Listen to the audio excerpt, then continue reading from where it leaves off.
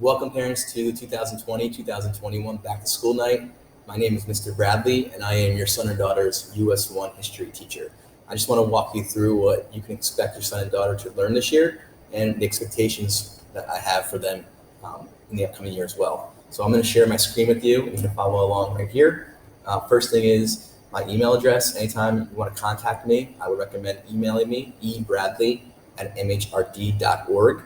If you want to have a face-to-face Zoom meeting with me, which is something that's pretty common now these days, you can ask your son and daughter for a Zoom link, or you can email me and we can Zoom as well. My office hours during school, during the week from Tuesday to Friday is 1 o'clock to 2 o'clock.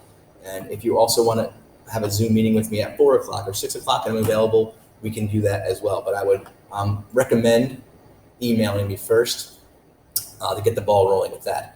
I use a lot of different portals. We're using Nearpod, we're using iPad, we're using a lot of different interactive things to keep the kids on their toes while they're on virtual or in the hybrid in class. I have a website the kids can go on to, and any materials that they need for the year can be found here. So any slides, any worksheets, any homework assignments, any activities we're doing, everything can be found on this website so that it's accessible to all of them all year. If they're absent for class, everything's here for them if they need it. I also use Remind. Remind is an app where a kid can get a notification about things that are happening the next day for class. Maybe it's a quiz or an exam or an assignment. So I told the kids they should sign up for that as well. I use Google Classroom. Here's what it looks like. Google Classroom is good because it basically gives the kids everything they need for each unit for the year. So if a kid needs the guided notes, they're here, calendar, the menu activity, study guide, all the stuff they would need, any of the Google Slides, lecture notes that I have, what day we're doing it, they can find it here. So everything they would need for class per unit is in Google Classroom. Very important for the kids to know where they can access all this information or any content they need for my class. So just remind them to look here when in doubt. Some other stuff going on. We have an electronic textbook as well that we're using. Typically, I just lecture and use my notes. Some of the units that we're going to cover this year is Unit 1, Colonization and Settlement, 2, Revolutionary War, 3, Creating the Constitution, 4, Early Republic. Unit 5 is Jackson and the Era of Reform. Unit 6 is The Manifest Destiny and Sectionalism. Unit 7 is Civil War and Reconstruction. And Unit 8 is the Gilded Age and the industrialization of America. So the goal or task, though, for the year, big picture, to develop an understanding to how or why America was created and what obstacles or issues will develop while creating a nation that mirrors the principles and freedoms that are reflected in the Constitution and the Bill of Rights. Also, how has early American history impacted our lives today? Right now, things in our country are a lot of turmoil going on, to say the least. So the reason why our country is the way it is, well, I want to obviously teach the kids throughout history who've had this type of turmoil and how America's kind of overcome it. So we've seen things like this before. I also really push the idea of perspective, having multiple different perspectives on a topic or maybe an event in history, and not seeing history so one-sided or maybe being so one-sided in how you see things even today. Assessments, there are no quarterlies because of the hybrid environment that we're in, but I give a lot of different activities. We do nows, we have projects and exams. So if your son or daughter's not good at one specific thing, they can make up the points in other areas and they can still do very well in my class. This is also a CPA class, so it's a college level class or college bound student class. So I tell the kids they should review my notes, my lecture notes the day before class. So again, my lecture notes look like this, where basically the kids have all the information they need for what we're doing in class, but also all the content. So the kids should be taking notes as well ahead of time. This is what my notes look like. And if a kid doesn't take notes because they forget or they don't have enough time, while I'm lecturing, they can fill in the notes as well in class. But typically I like them to take notes so that they have questions or at least understand a little bit about the material beforehand, like in college. So I'm trying to, again, prep them for what life will be like when they go to college. So reviewing the notes, very important. Maybe just remind them of that if you talk to them at night.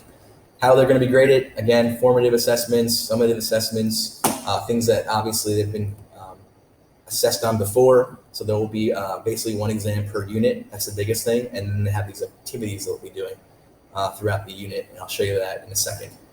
Late work, students basically get 50% of the total points that the assignment is worth if they don't turn it in on time. So if it's due on a Wednesday and I don't get it till a Friday, it's still worth half the points.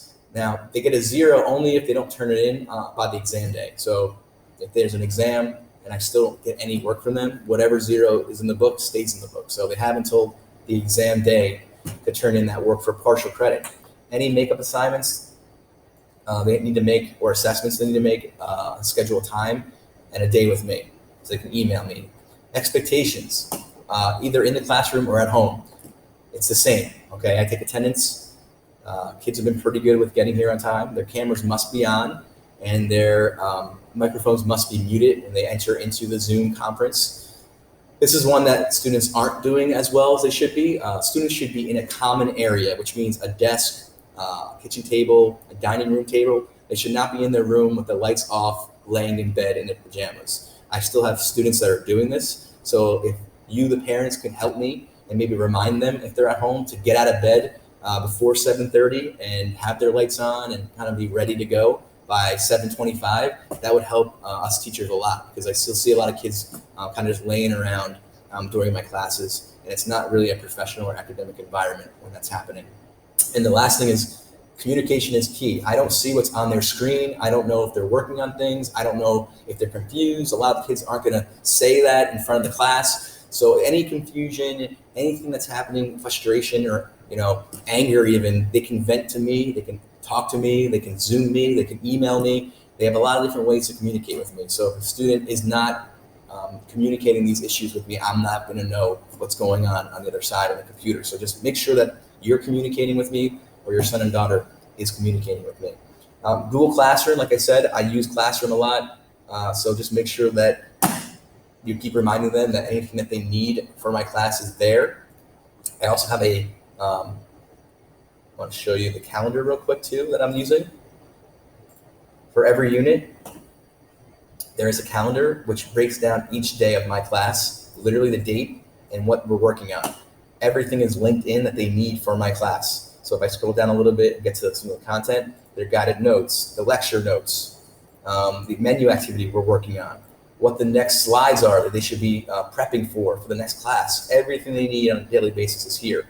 This is probably the most important document or most important thing that they need for my class. So there's no confusion. There's no excuses not to get the work done. Literally every day is planned out already for them ahead of time. So if your son or daughter doesn't know what's going on in my class, please remind them to look at the virtual calendar for my class if there's any confusion. The rest of the syllabus basically tells them how to navigate through Google. They should know that already. And then I've spent some time organizing their Google Drive folder. A lot of kids are not very organized, even with a backpack, but in their Drive folder too. So I've spent a couple classes basically having them make a Google Drive folder for my class, and they started adding materials into it beforehand so they can kind of get into the rhythm and routine of doing this so they don't lose things or misplace them for my class. Last thing I want to show you is the 13 colonies menu activity. So this is basically what I'm going to do at the beginning of the year because of the fluidity of everything going on. Basically, there's 2 components per day the kids will be completing.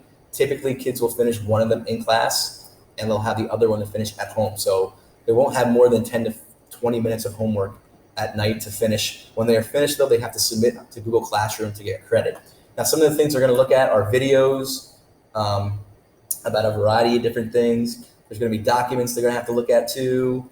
So I've kind of sprinkled in a bunch of different things for them to have to look at. So it kind of keeps them on their toes from a daily basis. So once they work through all these components over the course of 2 to 3 weeks, then they have exit slip questions, which are more broader questions, and they're more opinion-based questions. But the idea is to have them think about things in a bigger picture and then tell me what they think based off the content that we covered in class. So this is kind of what their project grade will be. So if they're not good at taking exams, they should excel or really focus in on these daily activities to get the maximum amount of points. Other than that, like I said, if you have any questions, the biggest thing you should do is email me, ebradley@mhrd.org, or you could always Zoom meet me if you want to set up one of those face-to-face virtual meetings as well. I hope you guys enjoy the rest of your night, and I look forward to working with your sons and daughters this year. Thank you.